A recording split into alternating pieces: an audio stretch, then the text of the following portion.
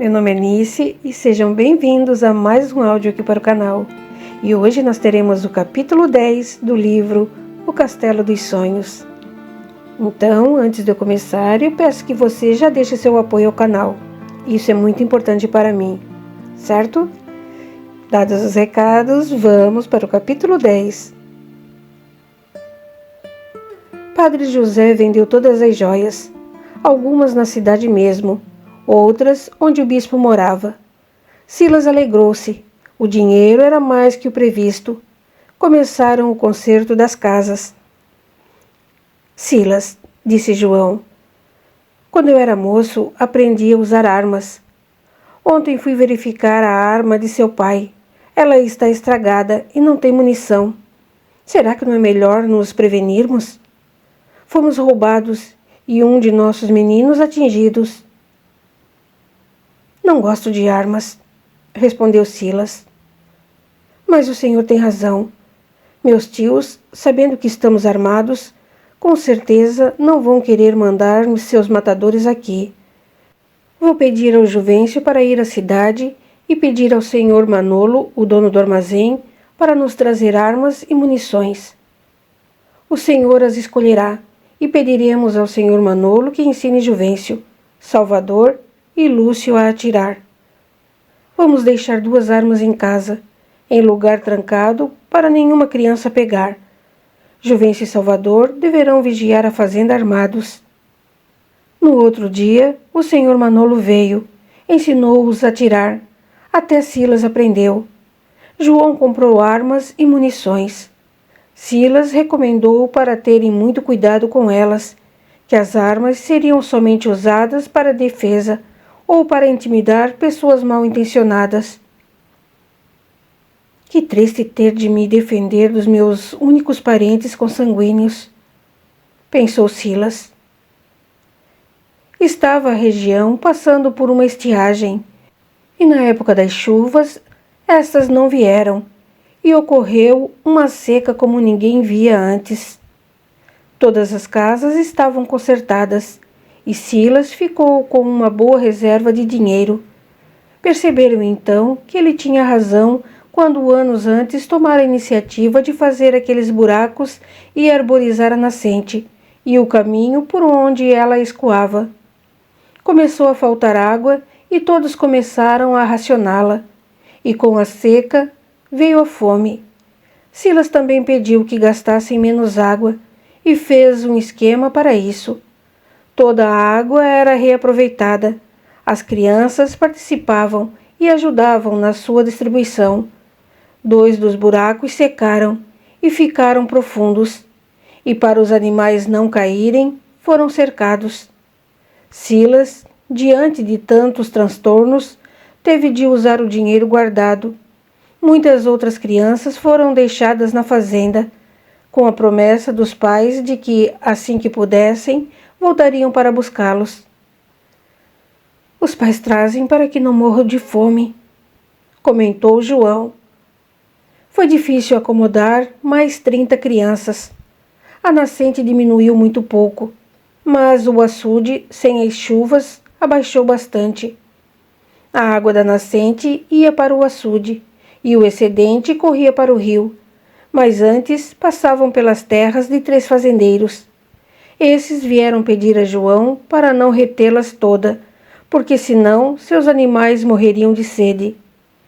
Silas ordenou que por algumas horas, todos os dias, desviaria as águas da nascente do açude para o escoadouro, que chamavam de córrego, para os vizinhos desfrutarem da água. Do lado norte, a fazenda fazia divisa com um pequeno sítio. Seu proprietário, que morava com a família, teve seus poços secos e foi pedir água a João. Silas foi quem os recebeu. O pai, senhor Joaquim, e sua filha Pérola, uma moça muito bonita, que encantou Silas. Pela primeira vez, olhou para uma mulher e sentiu seu coração disparar. Parecia que a conhecia, porém, era a primeira vez que a via.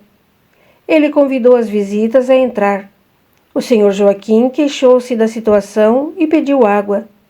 Pérola ficou quieta, cabeça baixa, De vez em quando levantava os olhos e percebeu que Silas a olhava encantado.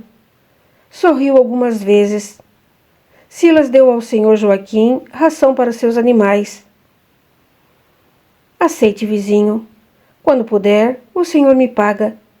Leve alguns mantimentos e pode vir buscar água. O senhor Joaquim agradeceu muito. Ele passou a ir de charrete com barris e os enchia com a água do açude. Pérola ia junto, e Silas esperava-os ansioso as 2 vezes na semana para vê-la.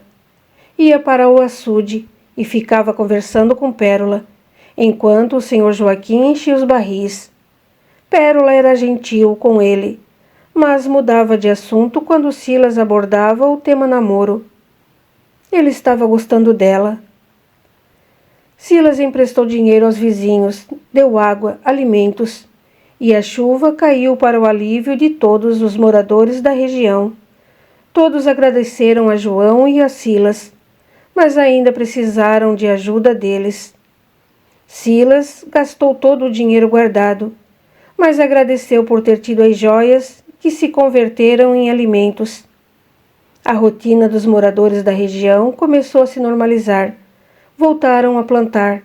O pasto voltou a ser verde. Os pais vieram realmente buscar os filhos. Das 30 crianças, ficou somente uma menina, cujos pais mudaram para longe. Pérola não foi mais à fazenda. Silas sentia muitas saudades dela e resolveu visitá-los. Foi recebido pelo senhor Joaquim e esposa com muito carinho. Pérola ficou quieta o tempo todo em que ficou na sala. Quando Silas se despediu, Pérola disse que ia acompanhá-lo. Ele sentia o coração bater tão forte que parecia querer sair pela boca. Silas fora a cavalo.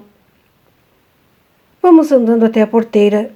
Puxe o cavalo pela rédea, disse Pérola. Andaram devagar. Silas queria falar, mas não conseguia.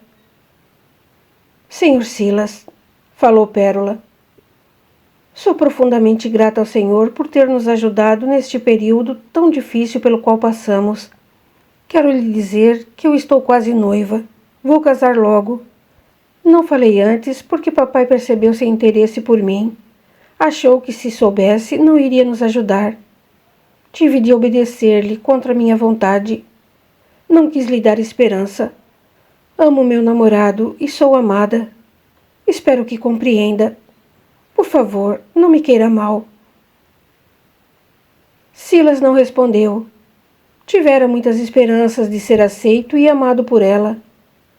Olhou a sombra à frente. Viu-a de Pérola, esbelta, andando cadenciado e a dele toda torta. Pela primeira vez, se entristeceu por ser feio. Lágrimas quiseram brotar dos seus olhos. Ele se esforçou para não demonstrar seus sentimentos, que eram confusos naquele momento. Ela, inquieta diante do silêncio, perguntou em tom de súplica. O senhor não ficou zangado, não é? Zangado não era o termo certo para defini-lo. Mesmo desiludido, respirou fundo e se esforçou para responder tranquilamente. Claro que não estou zangado. Você não me fez nada.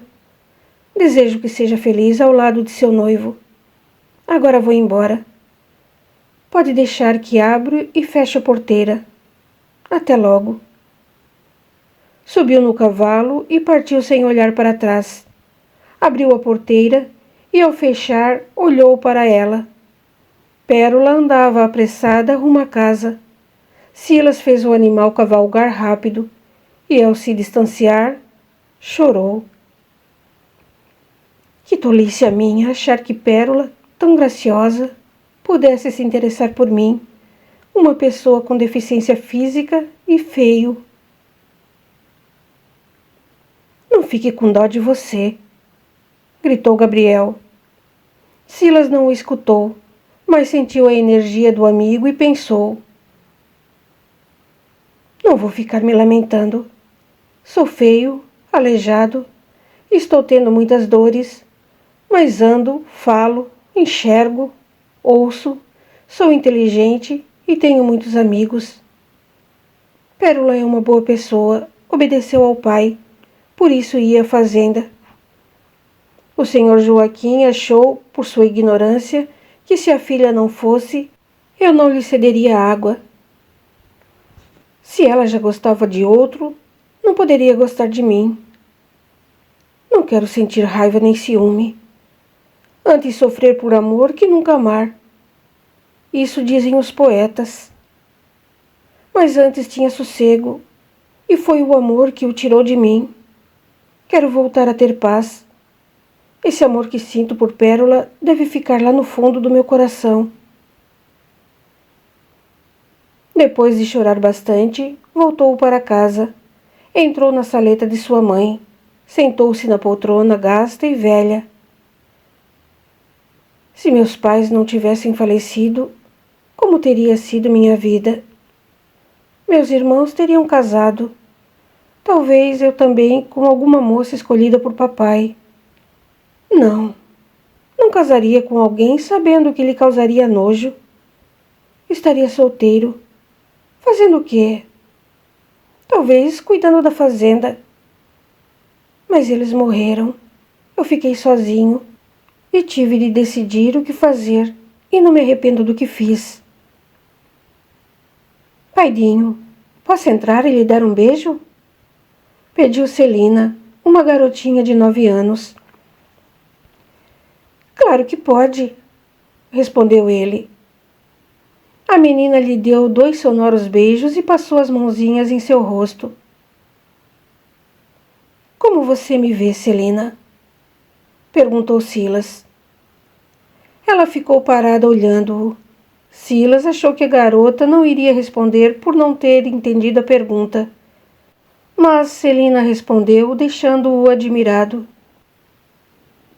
Como a pessoa mais bondosa do mundo, eu o amo. Sou feio? Quis Silas saber. Não acho o Paidinho feio. Aqui ninguém acha. Para mim, o Paidinho é lindo, exclamou Celina, sorrindo, e saiu correndo para brincar. Quem ama o feio, bonito lhe parece, pensou Silas. Acho que esse provérbio é verdadeiro. Eu também acho todas essas crianças bonitas. Eu as amo. Crianças veem as pessoas de modo diferente. Acho que elas sentem mais do que veem. O que está fazendo aqui sozinho e pensativo, Silas? Perguntou Maria, entrando na saleta e sentando numa cadeira ao seu lado. Você não tinha ido à casa do senhor Joaquim? Alguma contrariedade? Viu Pérola ou conversou com ela? Fui e já voltei. Também vi Pérola e conversei com ela. Ela ficará noiva e casará logo. Você ficou muito triste? Quis saber Maria, preocupada. Fiquei, mas passa, respondeu Silas. O senhor Joaquim a obrigava a vir aqui. Ele tinha medo de não receber água se ela não viesse. Ignorância. Você deu água a todos os que lhe pediram. Pena que Pérola não conseguiu vê-lo como você é. Pior para ela. Maria, eu a compreendo. O noivo deve ser jovem e bonito. Às vezes, disse Maria, nós não entendemos o porquê de certos acontecimentos.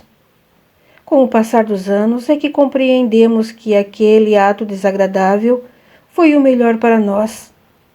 Você estava encantado com ela, enamorado. Se Pérola o aceitasse, certamente casariam. E onde morariam? Ela iria querer morar nesta casa com todas essas crianças? Pensei em fazer outra casa ao lado, respondeu Silas, demonstrando que fizera planos. Maria o olhou com muito carinho e pediu. Não sofra, Silas. Esforce-se para ficar bem. Confie no tempo. Ele é o melhor remédio, cura sem deixar cicatrizes os sofrimentos provocados por uma desilusão amorosa. Você já amou? Perguntou Silas. Lembro de você sempre morando aqui em casa. Não recebe nem salário. Tenho tudo de que preciso. Para que receber salário? Falou Maria. Estou aqui realmente há muitos anos. Sua mãe e eu éramos amigas. É estranho uma patroa ter amizade com a empregada, mas éramos amigas e confidentes. Gostava muito de sua mãe. Violeta e eu crescemos juntas. Os seus avós me criaram quando fiquei órfã. Quando ela se casou com seu pai, vim junto. Eu tive alguns pretendentes e um mais afoito conseguiu fazer com que me interessasse por ele. Tinha o mesmo nome que o seu, chamava-se Silas. Namoramos, mas ele era muito ciumento e mandão. Isso me incomodava. Achando que iria amá-lo, resolvi terminar o namoro. Por quê? Na época não entendi bem o porquê. Achava que não queria ser dominada. Sentia que ele iria me impedir de fazer algo. Agora compreendo. Ele não me deixaria trabalhar.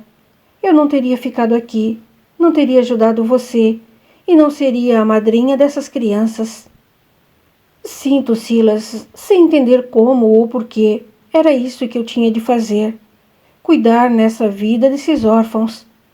Aprender a amar muitas pessoas em vez de somente uma. Você o esqueceu? Silas perguntou, curioso. Não penso nele e raramente lembro desse namoro. Com certeza, se tivesse casado com ele, não estaria tranquila como estou agora. Sinto agora que nasci para fazer isso e ninguém poderia atrapalhar. Bernadette a chamou e Maria saiu da sala.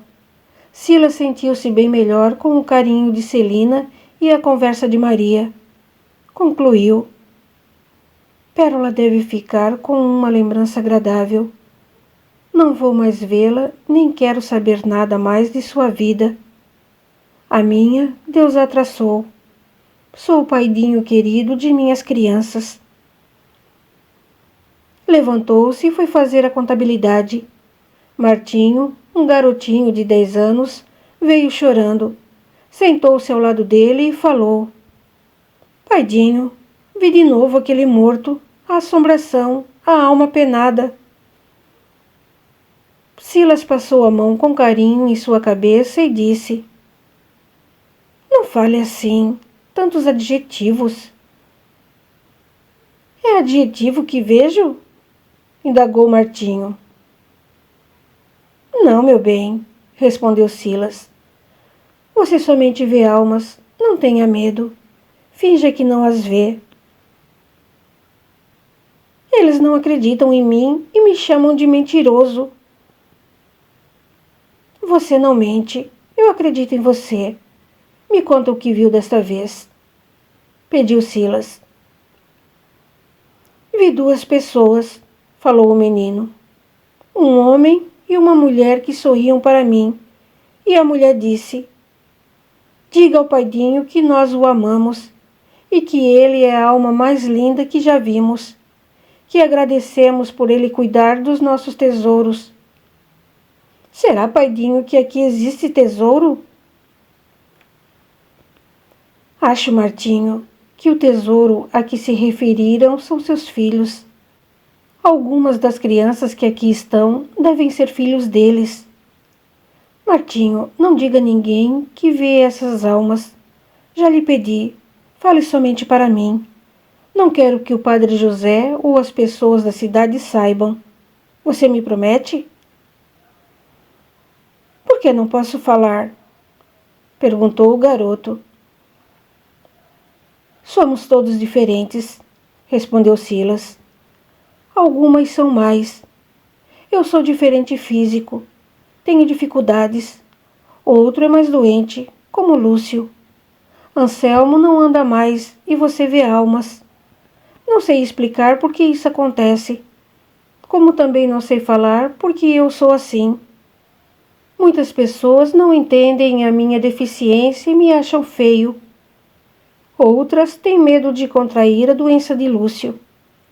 Algumas acham que Anselmo dá trabalho, mas a maioria não vê o que você vê, não acredita. Você não falando não será chamado de mentiroso. Acho que estou entendendo, exclamou Martinho.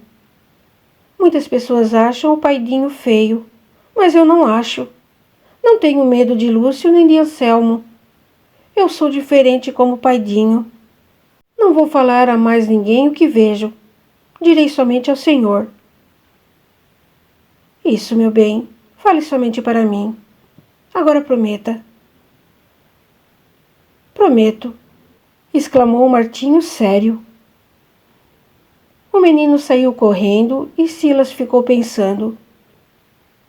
Ao explicar a Martinho, compreendi que somos diferentes e às vezes essas diversidades são mais evidentes. Não quero que Martinho fale o que vê. Se a igreja souber, vão querer exorcizá-lo. E fazem cada barbaridade. O melhor é protegê-lo. Não acredito que Martinho veja demônios. Um casal sorrindo. Que recado bonito. São gratos.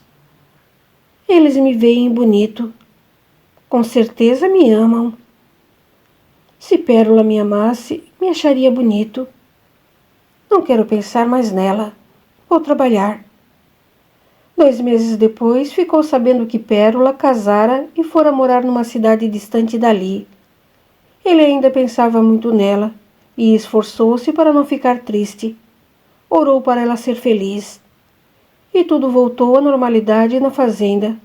Todos os vizinhos pagaram o que deviam a eles. As crianças se tornaram jovens, foram embora, casando e arrumando empregos. E outras crianças foram chegando. Lúcio ficou.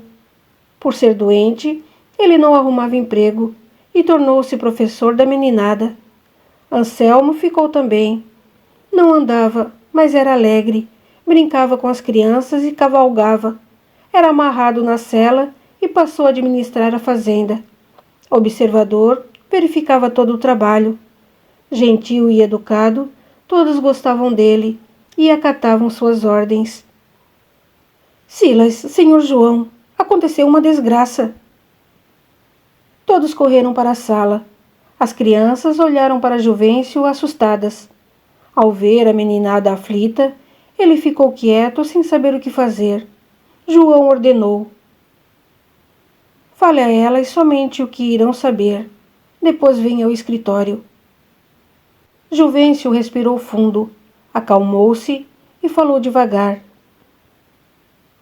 Houve um assalto na casa do Bosque. Acho que a senhora que mora lá faleceu. Que pena, ela era tão bonita, exclamou uma criança. Meninada, voltem ao que estavam fazendo, ordenou Silas. Vocês já sabem o que aconteceu. As crianças saíram da sala. Juvencio, Silas, João e Maria entraram no escritório. Agora, Juvencio, conte o que aconteceu, pediu João. Espere, falou Maria. Abriu a porta. 4 garotos estavam encostados nela, querendo escutar a conversa. Que feio, respondeu Silas. Vão já daqui. Nós vamos falar das providências a serem tomadas. Andem, senão ficarão de castigo. Eles correram. Maria fechou a porta e recomendou. Falem baixo. Não tenho muito mais o que falar, disse Juvencio. Um menino, filho da senhora da casa do Bosque, veio nos pedir socorro. Salvador e eu fomos lá. Tudo estava revirado na casa. A menina, a filha dela mais velha, estava no quarto, machucada. Parece que não ouve e nem fala nada. O outro garoto apontou para onde levaram a mãe dele. Isso foi terrível. Nós a achamos no quintal. Estava nua. Acho que foi estrupada e estrangulada. Vim avisá-los, mas deixei Salvador lá. Meu Deus, que horror! Que violência! Exclamou Maria, assustada. Juvencio, disse João, vá à cidade com Carlão. Você discretamente informa o que ocorreu para o padre José e Carlão avisa os soldados. Maria, vá de charrete com Bernadette e tragam as crianças para cá. Peça ao Salvador para ficar lá até chegarem as pessoas da cidade. Maria e Juvencio saíram correndo para cumprir as ordens. 1 hora depois, Maria e Bernadette voltaram com as crianças. A menina, a Alana, a mais velha, já quase mocinha, tinha 12 anos, e os 2 meninos, todos muito assustados. Maria veio abraçando a garota, que estava parada, não chorava nem falava. Desceram da charrete. Todos os 3 estavam feridos, mas sem gravidades. Arrume para os meninos se banharem, pediu Silas. E dê você, Maria, um banho na menina. Depois cuidaremos de seus ferimentos. Ela foi estrupada, disse Maria baixinho a Silas. Faça-a chorar, Maria, pediu Silas. Maria, com seu jeito amoroso, levou Alana para o banheiro, para a sala de banho das meninas, e Bernadette arrumou o banho para os garotos. Depois que os 2 meninos se banharam e vestiram roupas de casa, Silas, com carinho, fez curativos. Eles choraram e Silas os consolou. A menina, com os carinhos de Maria, saiu do estado de choque, chorou gritando, assustando as crianças. Ela chora a morte da mãe, explicou Silas. Muitas crianças choraram também. Maria acalmou a menina, deu a ela chás calmantes, cuidou de seus ferimentos e a levou para seu quarto. Salvador, Juvencio e Carlão retornaram e Juvencio deu as notícias. Padre José veio com os soldados. Ele levou a mulher para ser enterrada na cidade e os soldados foram atrás dos assassinos. Dias se passaram. Alana dormia somente com chás calmantes fortes e os 2 meninos, que já eram conhecidos da criançada da fazenda por serem vizinhos, embora tristes e abatidos, se enturmaram. 15 dias depois da tragédia, Padre José foi à fazenda. A meninada, que gostava muito dele, como sempre, correu para recebê-lo e pedir a bênção. Ele as abençoou, viu seus 2 meninos e os abraçou. Depois foi conversar com Silas e pediu: vim aqui rogar para que fique com eles. Claro que eles podem ficar, respondeu Silas. Os 2 garotos ficaram um de cada lado do padre, segurando sua batina, e o mais velho perguntou: mamãe não vai voltar? Não, ela foi morar no céu, respondeu o padre José. Por que ela não nos levou? Perguntou novamente o menino. Para o céu vão somente aqueles que morreram, respondeu o padre, se esforçando para não chorar. Aqueles homens maldosos a mataram, falou o garoto. Sua mãe continuará amando vocês, e lá do céu os olhará. Agora vão brincar, vou conversar com Silas, pediu o padre José. Foram ao escritório e Silas fechou a porta.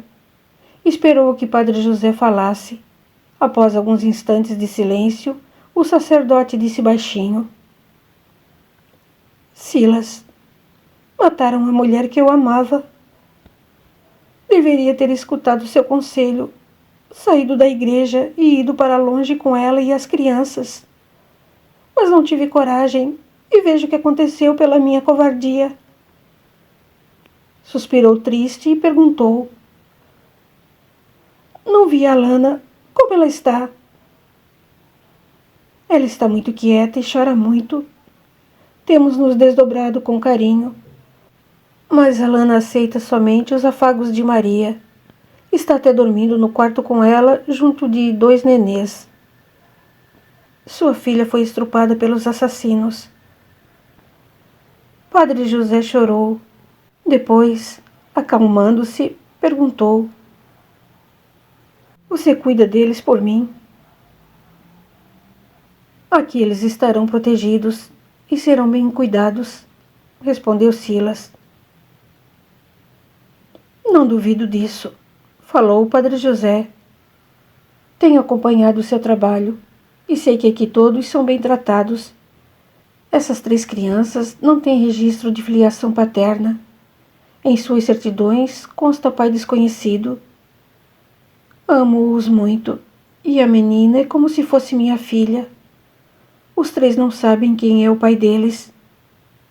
Minha amada dizia aos filhos que não era casada e que o pai deles tinha falecido. Encontrava-se com ela escondido e foram poucas as vezes que me viram. Achavam que eu os estava visitando. Talvez, quando ficarem adultos, vão querer saber quem era o pai deles. Se me perguntarem, direi a verdade. Mas no momento é melhor eles não saberem o que eu sou deles. Fez uma pausa e pediu: Silas, gostaria de ir à casa do Bosque, pegar as roupas das crianças e os objetos da mãe, que poderão guardar. O empregado seu não poderia ir comigo? Pedirei ao Juvencio e ao Salvador para acompanhá-lo. Eles estão armados, respondeu Silas. Esses criminosos já fizeram o que queriam, não voltarão mais. Eles foram presos? Perguntou Silas. Não foram, nem serão, respondeu o Padre José. Parece que o senhor sabe quem são, desconfiou Silas. Quem são eu não sei, mas desconfio do mandante. Pelos soldados foram 3 e as crianças viram 3 homens. São profissionais. Fizeram o serviço e foram embora. Devem ser de longe. Silas, vou lhe contar tudo o que sei. O bispo anterior sabia do meu envolvimento amoroso. Ele era bondoso. Gostávamos muito um do outro. Ele me entendia, mas me aconselhava a terminar. Ele ficou sabendo porque recebia cartas anônimas de pessoas da cidade. Acho que essas cartas foram escritas por mulheres carolas, defensoras, do modo delas, da boa moral. Esse bispo foi transferido e veio outro no lugar dele, que logo também recebeu cartas. Ele não aceitou meu comportamento. O senhor acha que foi o bispo mandante? Perguntou Silas, admirado. Não, mas ele deve ter discretamente orientado uma certa mulher da cidade a fazê-lo, respondeu o Padre José. O senhor, sabendo de tudo, irá tomar alguma providência? Não vou fazer nada. Errei e estou pagando caro pelo meu erro. Se eu me queixar ao bispo ou dele, certamente serei transferido para longe daqui ou levado a julgamento. Então ficarei preso em algum convento. Quero ficar aqui e ver de vez em quando meus filhos. Estou agindo como se nada tivesse acontecido e conhecesse somente de vista a senhora da casa do Bosque. Essa mulher de quem desconfio já tentou muitas vezes me seduzir. Me quer como seu amante.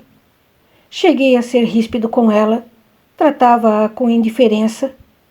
Agora sou gentil e ajo de tal modo que não fico sozinho com ela.